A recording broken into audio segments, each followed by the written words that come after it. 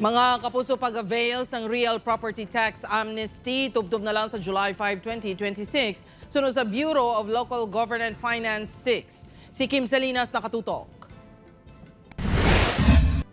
Naglabot sa masobra 410 million pesos. Ang kabugasan ng Real Property Tax Amnesty ang gingrant sa mga local government units sa Western Visayas.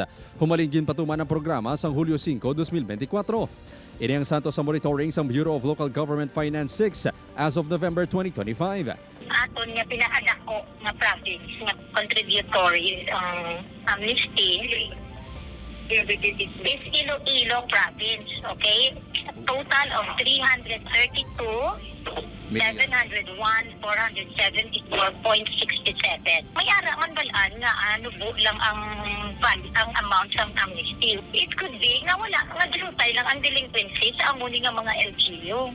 Sa idalom sa Republic Act No. 12001 o kon RP Vara, ang Real Property Tax Amnesty ang naghahatag tsansa sa mga tagiya sang duta nga wala makabayad sang RPT o kon amilyar antes ang Hulyo 5, 2024 nga wala sang penalties, surcharges kag interests. Ginabisuan ang mga tagiya sang duta nga magkadto sa Treasurer's Office sa ila lugar sa pagkuha sang updated nga statement of account sa pagsettle sang wala mabayaran. Magalawig lang ang programa tubtob Hulyo 5, 2026. Bot silingon, sugod Hulyo 6, 2026 kung magbayad na sang unpaid RPT. Malakip na diri liwat ang mga penalidad. Siramil sa Barangay Kalumpang Molo, 3,000 pesos sa ginabayaran sa Real Property Tax. May ihibalo ini sa amnesty sa RPT apang on time ini sa gihapon sa pagbayad. Para hindi magtingin mo balay doon kamo hindi magdako. Si Maricel Kalinog, updated na ang bayad sa RPT apang ginako nga nangin delinquent ini isang nagliligad yatuig. Bangod man sang kapigaduhon. Gani isuno sa iya, tuman ka importante nga mapatuman ini isang local government unit. Makadugang pa to sa mga garastuson namon sa amon panimalay. Tako man na nga bagay para sa amon nga mga mangunguma bala sir.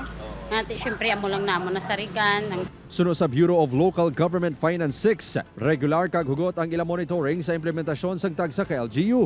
Mahimo makareklamo sa ila ang taxpayers kung may mga concern sa pagpatuman sang Real Property Tax Amnesty. Nag-submit sila sa aton monthly report.